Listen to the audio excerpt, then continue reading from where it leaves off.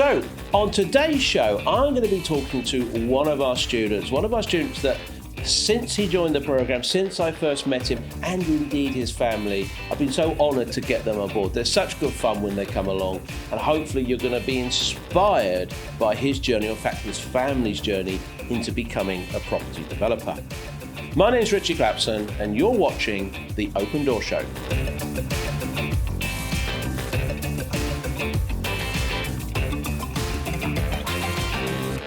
So, as I say on today's show, I've got with me today, sat in the chair in the studio here, Dr. Sacha Simon. Yes, he's a doctor. He's a doctor who's going to become a developer. How about that? Dr. Sacha, welcome to the show. How are you? Oh, Richie, it is, even before we start, I am so grateful to be here. I mean, every single bit of propertyCEO has just really been fantastic for me, the family, and I'm honored to be asked. So hopefully I do a good job today. Hopefully we can inspire some people to know that this is the right thing to do. I think we just leave it there, cut it there. He said great things about propertyCEO.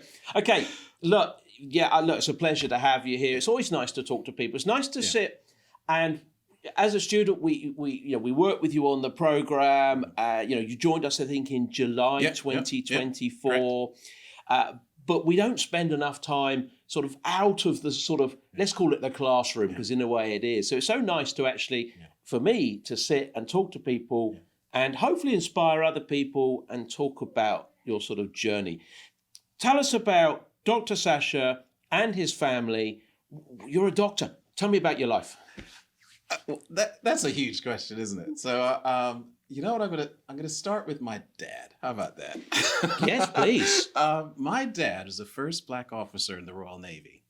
And, Was he? And I was actually born in Portsmouth. Now, I'm talking about this story because people are going to wonder, why does he sound this way? Yeah. So I was actually born in Portsmouth, but I went to St. Louis, Missouri when I was 6, and I came back when I was 16. And when I was 16, from the age of 8, I actually wrote down that I wanted to be a doctor. And from that time, I actually never swayed from it. So I went to Charing Cross Westminster Medical School, which is now Imperial College. I then did some postgraduate training at Oxford, and I actually became an orthopaedic surgeon. But shortly after doing a trip to Afghanistan, which I'm going to raise a little bit later, that's where my property journey started. I then changed into general practice. And so right now, I'm the senior partner of a practice, Whitestone Surgery, which is in North Warwickshire. And so it was in that time of being the senior partner that I started to understand a little bit about property, started to want to make a bit more of a splash in that area, maybe the wrong words, and then I came along to you and then started to learn exactly how to do that. And so that's how I've come here today. Okay, we've got to go to Afghanistan then. So, well, first of all, you don't sound like you're from Portsmouth, and people from Portsmouth, embrace him, take him on board. He's one of your own. What did your dad do in the Navy? Well, he was, you know what, I don't really know too much about it. He was into, it's antiquated now, but it wasn't then, but he was into radar. All right. And so one of the first people who sort of understood that technology, very, very sharp sort of operationals in that. I don't want to embellish things, but that's what he did. And so he got an officer commission on that basis because it helped in the weapons technology back in the 60s. And so that's how he got that hallowed place in the first place. Wow. Afghanistan, properties. So this is a part of you I don't know. What did you do in Afghanistan? We really want to know. That was 20 years ago, and I know it's 20 years because that's how old my daughter is. I'll come back to that one in a moment. But I went over there in 2000 and I think it's like 2001, 2002, something like that. And I went over to help one of my groomsmen was actually doing some international development work. And he had helped to set up a medical hospital in Afghanistan, in Kabul. And I went there to be a trainer. And so I just finished my orthopedic training at Oxford. So I was an orthopedic surgeon, ready to go. But I was a little bit crazy. And I'm going to talk about... You were a little bit crazy. I'm not sure that's left him. And I went with my wife, Cheryl. And so that's going to come back in the story in a minute. I guess you can take a guy out of Portsmouth, but... So, and to make this short, because we could talk for hours on this, but I went over helping as an educator, as a medical educator.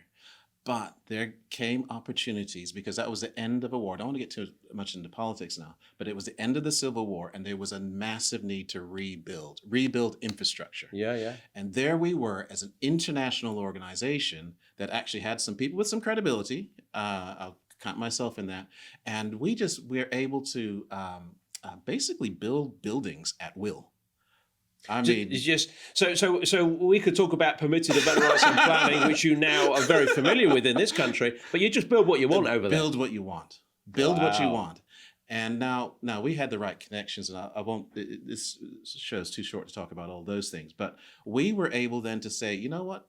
Do you need a maternity hospital? Well, I got some friends that are designers and or architects in Oxford. That's where I came from. Brought them over. Went to the Minister of Health. Had him stamp it was a her. I'm trying to remember. There's a lady, but he went to the Deputy Minister of Health. Had him stamp our things, and then we actually got started. And so I personally oversaw the construction, design, all those sort of things you talk about 20 years ago in an environment that was so much less regulated than here. Yeah. And that's what really started my property journey 20 years ago. Wow. And how long were you in Afghanistan for? So I physically was only there for a year. Now, when my wife caught with our first child, she said, we're going to stop this this journey because it was dangerous. I could tell you some fantastic stories about improvised explosives, about all sorts of things with Taliban, all sorts of people that are just quite. But anyway, there's another show. Doctor, I tell you, in the comments after you've listened to this show, if you want Dr. Sacha back, maybe we'll do one a week or something. I then got the bug. The development bug. The development bug, and I don't know how to explain it. I mean, you've been in this world for but the idea. I noticed you were very careful then. I've been in this world, and you were about to say a long, long time, weren't you? That's okay. We look the same age. But the ability to think of something. Well, before you even think of the answer, to know that there's a problem that you are trying to solve. Create a solution, and that solution could be through a capital asset. Yeah. Come on, there is no better. Oh, maybe there is, but I mean, it's one of the few better things than to actually, from your own mind, come up with a physical solution that actually is a capital asset that solves a problem. And that's what we did. That's amazing. So Afghanistan, first child then, and your lovely wife Cheryl said, right, we're coming back. You came back to the UK then? Yeah, came back to the UK. And as a GP? So no, that was, I mean, it was a, and I'm happy we talked about Afghanistan a bit early because it was one of these sort of a real crossroads. I realized that I was much more. I would been better in primary care than I would be in a hospital environment. Okay. And so I made a decision which was financially tremendously costly to me. But I said, you know what, I would be better placed doing this as a general practitioner than I would be as an orthopedic surgeon. Now there was one other thing that doesn't quite fit into the property thing, but there I had my first child. I'm an orthopedic surgeon, right? So just imagine that picture. But guess what orthopedic surgeons do? They leave the house before that child wakes up. And by the time you're finished in surgery, you're coming back after that child goes to sleep. And I mentioned my father a bit earlier. I was not raised like that. And so I said, you know what? As far as I could go in this, and I knew I could go far in it. I'd been to Oxford, all that sort of stuff. I said, you know what? It's not worth it. I want to do something that I'm actually with my family. I spend time with my family. And so I said, right, I'm going to change. So I said, forget orthopedics. So I went into primary care. But from that time, the property thing was still in the back of my mind. You had that seed planted. Yeah. I think it's interesting. Do you know, that's going to resonate with a lot of people because I certainly grew up and missed some of my children's upbringing because I was very hungry for business. I grew business, particularly engineering business in London. I get up. I never saw my house, in the daylight for many, many months because I'd get up early. I'd go to London. I'd run my business, which was fantastic fun. I'd travel around the world because we had various offices. I'd go home. The kids were in bed. I mean, do you know, at a weekend on a Saturday, I'd go into my daughter's room and she would scream, stranger, she just didn't know what was going on.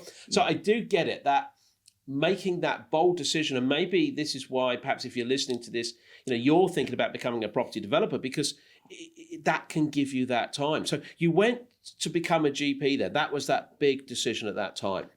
And you didn't regret that? No, not for a second. Financially, I cut my pay in half. Yeah. If not more than half. So let me ask you again. Did you regret that?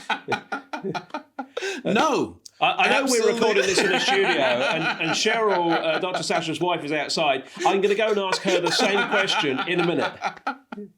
No, I didn't regret it, because it's a bit strange. I mention my parents a lot for a reason. I'll come back to that, but I knew that I was actually. I knew I was God-given skills, and I thought I didn't want those just to end with me just being on top of a money pile. I wanted to do something that actually involved my family, that we could do something that created generational wealth, that there were things that we could do together. And I said, to do that, I must do things that actually involves them and we do work together. Right from the beginning, how even we met. How did we meet?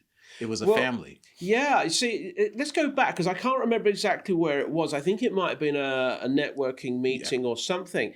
And in Northampton. Yeah, and I think I met your son first. Did I meet your son? You did not speak to me. No. It was I avoided that for quite a while. And I spoke to your son, and he was there with his brother. Correct. And I'm guessing, now you're going to tell me in a minute, and I apologise I don't remember, but one might have been about 18 or 19, one might about 15, 16, something like that. Close. I think that what...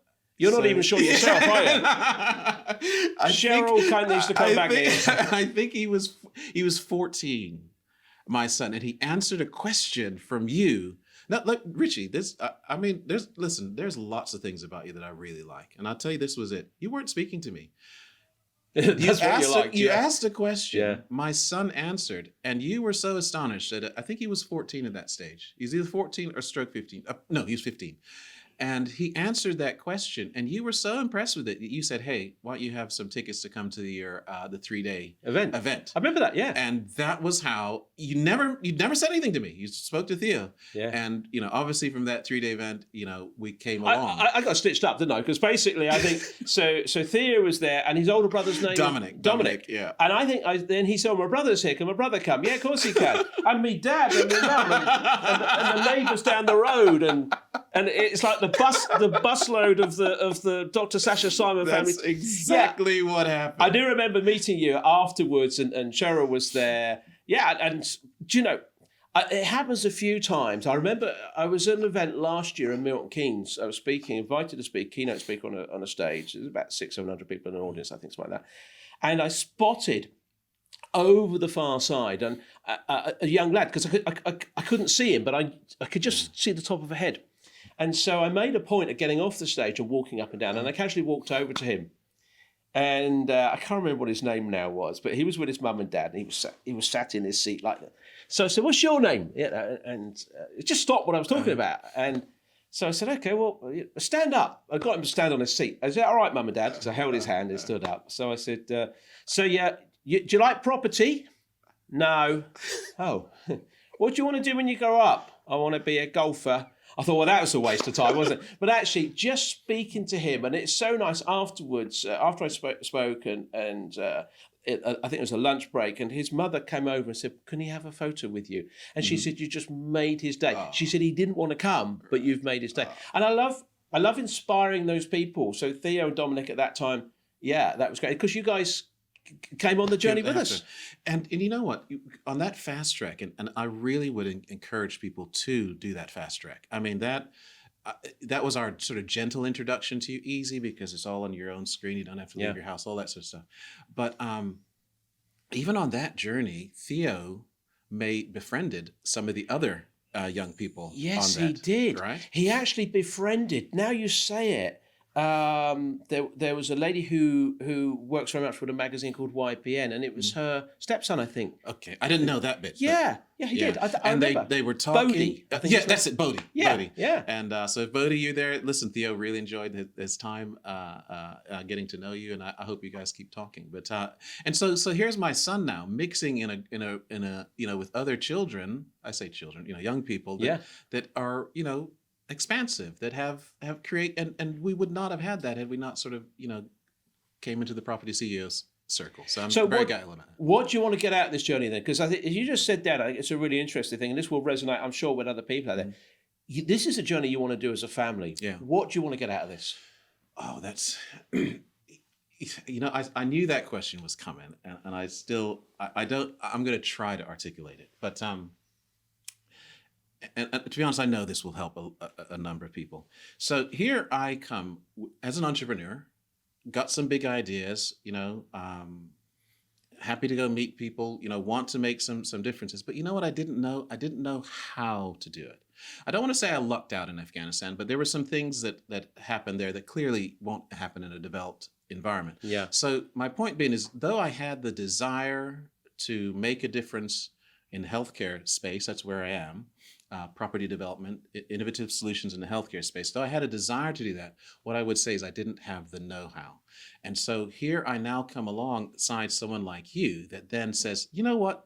This is how you do it. You have to do this step first. You have to do this step first. You can't think of this as a strategy. It has to be a business. You have to organize your marketing. You have to organize your... You've been listening, haven't you? I've been very impressed. So, but I mean, that's what I got is the how to do what you already in your mind have decided to do. So there'll be many people that are listening here that have desires to make a difference, either whether for their families or in any situation, but they won't know how to do that. Yeah. And now here we come along and we listen to your 8-week series on this and this and this. By the time you have a total, clear, expressed, right in front of you, this is how you make that journey work. A completely mapped out journey. Completely mapped out. Do you think, having studied previously in medicine, and that's obviously got to be very much detailed and understanding. Yeah.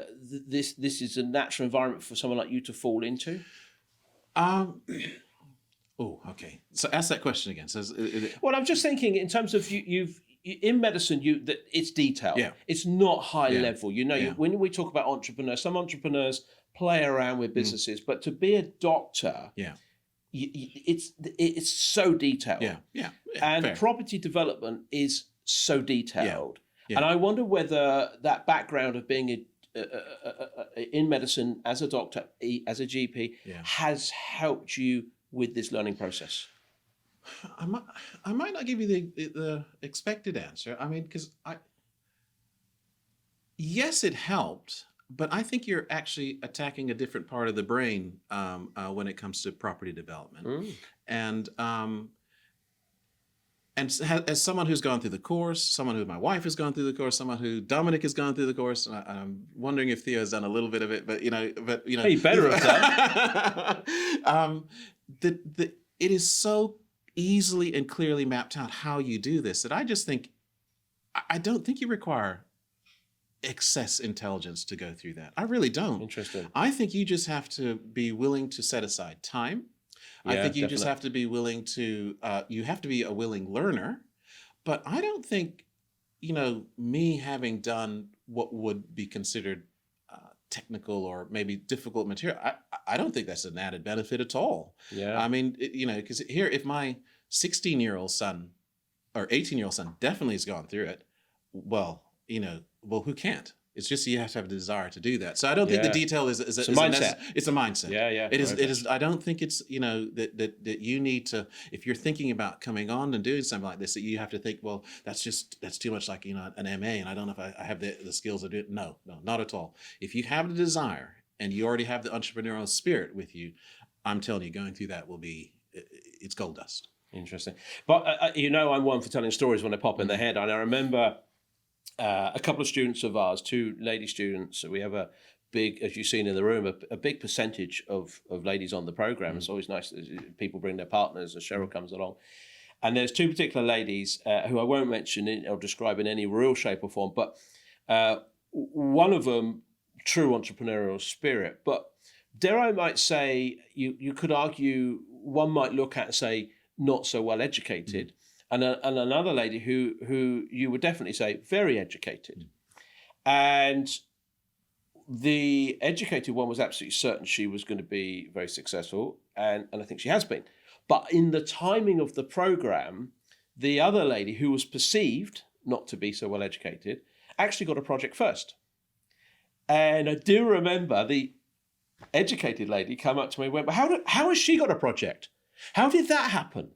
Surely she can't get a project before me." And it was, why? Where does that work? Because the other person had really set their mind to it and got on with that journey. That journey, and we talk about that journey, you've been on that journey. What was to date, and you're still on the journey, and I think it's interesting for people to a few months in, to listen to this interview. It's very easy to sit, and you will, if you listen to Open Door regularly, you'll hear interviews with students that have been successful. But I just thought it'd be really interesting to bring someone like Dr. Sacha in, who's partway through this journey at the moment, because that's the first stage. People have to go on it. Once you entered, you made that decision, right, we're going to do it. What do you think has been that biggest challenge or that biggest aha moment when you actually started this journey? What really opened your eyes? I've got too many answers to this one, but I'm going to, let me start with just probably the most frustrating one. All right. So anyone who's here at this time, thinking about or coming, they will have another life or a life. And in my case, I have some businesses I'm trying to wind down so that I can create space for this. So what's been the hard thing has been in managing that transition. Now, I'm not scared of taking a plunge. Here we are. It's not cheap. So, you make a financial investment. It's not cheap. So you have to really think about that. But There's a couple of decent holidays there, isn't there? That's for sure. Yeah. But we've had to sort of manage the other aspects of our lives while we're trying to create the space and the time that's needed to make this journey successful. I think that's been quite hard for me. Yeah. So that's in terms of time management or just that mindset of it. I'm going to get to your mindset is the next one because so more time management. Okay, but the real issue, and because I'm trying to answer that question you asked me initially, is mindset. So you're not going to like this, Ritchie. I'm sorry. But the bit of the course that totally blew my mind was Ian.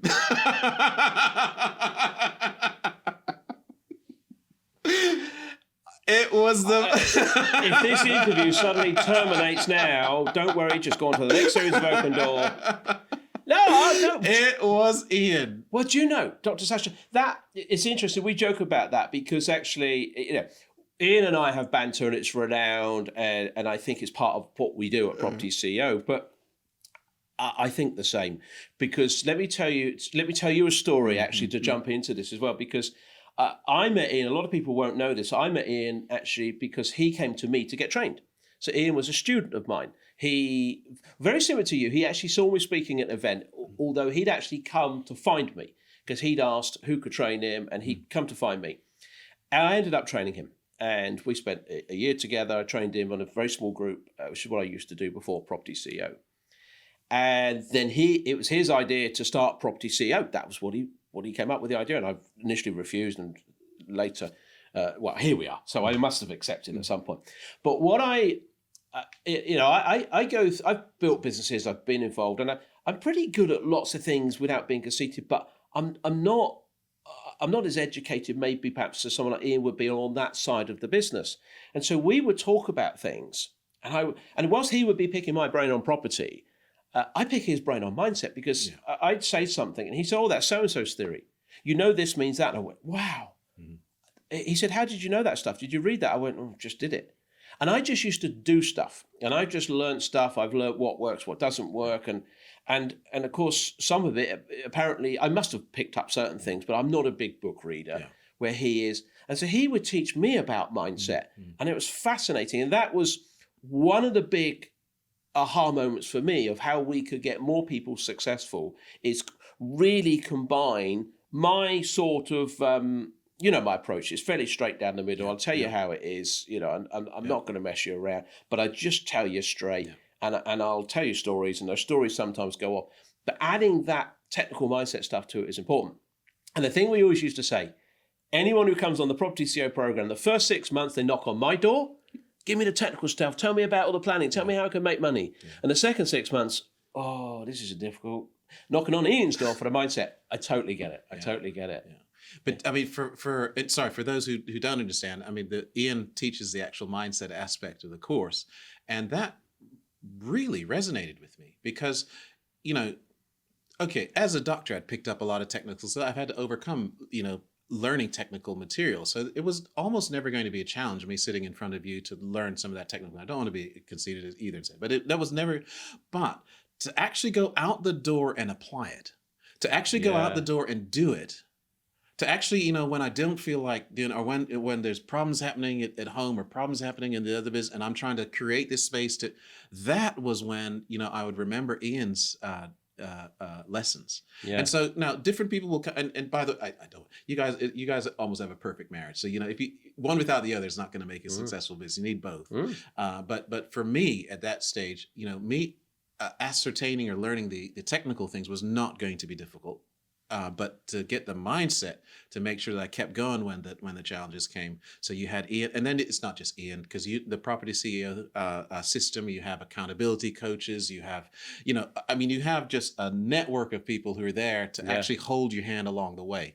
And so my very much encouragement to anyone listening is that, you know, yes, come along the journey, but the bits that you will find difficulties, you've already thought about it. You already have put people in place to actually help them get over those humps. And the humps almost certainly won't be their technical knowledge. It'll be about their desire or mindset to get something done. I think that's often the way in any business. It really is, and certainly that, you know, when we put the team together, and Ian himself will admit there's a lot he doesn't know. He's not a mindset expert, and that's why we took on mindset performance coaches. Some of the top coaches in the country we could find. We just went, who are they?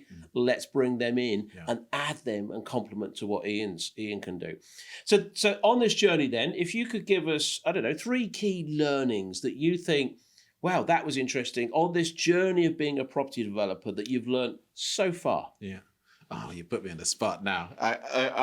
Well, you're in the chair. So. The first one I can list off very quickly, and I think I already mentioned a bit earlier, but, you know, you have to look at this as a business. You can't just come into here thinking, you know, and you know, you hear this, and you know, many of us would have you know, heard other different types of trainers or speakers, but you can't just say, here's my strategy because if you do that, you got to understand if you could have a great strategy, but if nobody knows about it, well, then how are you gonna succeed? So you have to look at a business, you have to look at marketing, you have to look at your operationals, you have to look at your, you know, cost. Or is what you're doing, is it profitable? Is it costing you more to do it than if it is, then just stop. So the first thing is about actually learning the business. The second thing that you taught me, and my wife loves you for this, all right, is... I'm not getting involved in that one. I mean, that's dangerous ground now, isn't it? Is to focus. It's to focus. And what I mean about that is that, you know, once you start learning this stuff, it gets quite exciting. I want to tell you a story that even happened this morning, but tell me. You can't say I want to tell you a story and then not tell me. What is the story? So it's about it. Well, let me do the focus, and I'll do the story. All right, it's to focus. It's to teach you that you can get involved in many things, but I mean, we do talk about permitted development rights here. That, you know, you need to make sure that you have a strategy that is focused, that you're not taking on everything, that you will do something, and there's permitted development rights that will make you get you your first deal. The third thing, now that remember, I'm going to tell you the story, is that you now have given me the knowledge and knowing what to do when an opportunity comes into my hand. Now, not too much information. This literally happened this morning. So this fresh off. So a friend of mine calls up. He's a builder friend. And he says to me, Sasha, listen, I've got this deal, but the lady, she's tied up in a bit of a what do you call it, a will situation, and she wants to get out of it, but she can sell you this property for £1. I'm like, what? And I was like, okay, keep talking, but you know, then I said to him, okay, well, I can still work with her, but I could set up a SPV, a special purpose vehicle. And in that special purpose vehicle, we can sell the property into that special purpose vehicle. And from the beginning, we can make sure that we structure with the lawyer so that she actually is the first one to actually get the earnouts or the profits from that. And this will help her situation. This will help my situation so that I don't have to come in with the initial purchase price, and she can be protected. But here's my point about that story. That literally happened this morning. I'm not embellishing that at all. Would I have been able to tell her how, or him how, had I not come into contact with you? The answer is no. I would have seen the idea, but not known how to communicate to execute it. Yeah. Right? And so those are the 3 things which you've taught me. 1, it's a business. 1, to focus on, you know, making sure that you're learning how to make money. But the third one, the big one, is just the know-how. And so in that situation, there was a potential problem. You had a motivated seller, but didn't know how to get past that situation. But with the knowledge which I'd acquired, I was able to actually structure a deal. And who knows, that deal may go through, it may not. But the point is that actually I was able to actually say back something very sensible that everyone could win by. You sounded like a developer. I sounded like a developer. Yeah. In terms of someone listening to this, and I'm sure you'll be inspiring lots of people, what would you say to someone who sat there, it could be in the evening or out having a rum or whatever, they're listening to this story of this doctor that went to Afghanistan and, born in Portsmouth, but Afghanistan, come back, general practitioner, become property developer. What would you say to someone else, anyone out there listening to this, are they thinking about this journey? Okay, so now this is where I'm going to, I wear many hats. Yep. I wear many hats. So let me just wear the doctor hat on this answer. All right.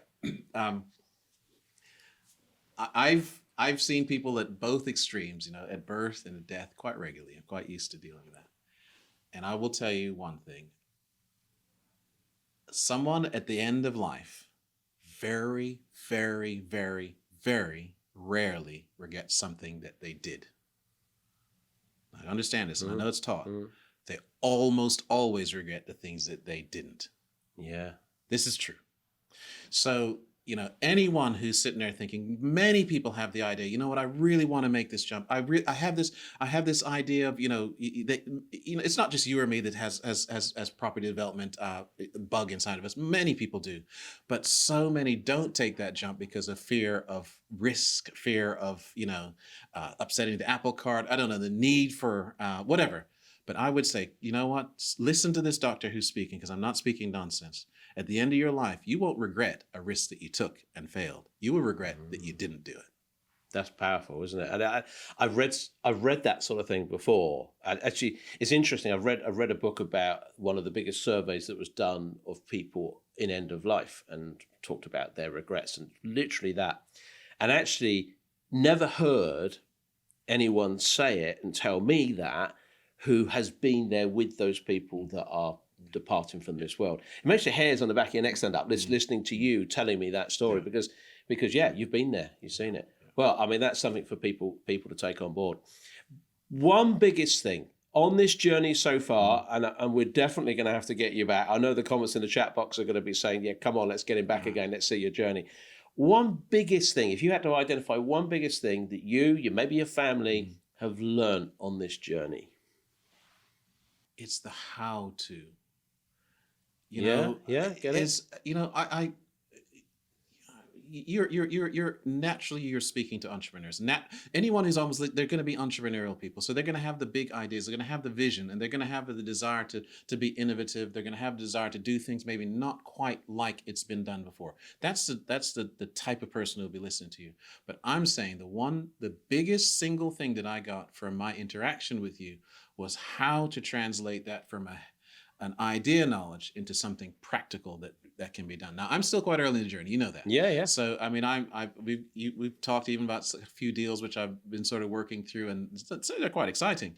But I'm telling you, I now have a very strong, principled idea about how to make that vision into a physical reality. And that's capital development. That's when you can build something that actually lasts and stands and actually does things for other people. Wow.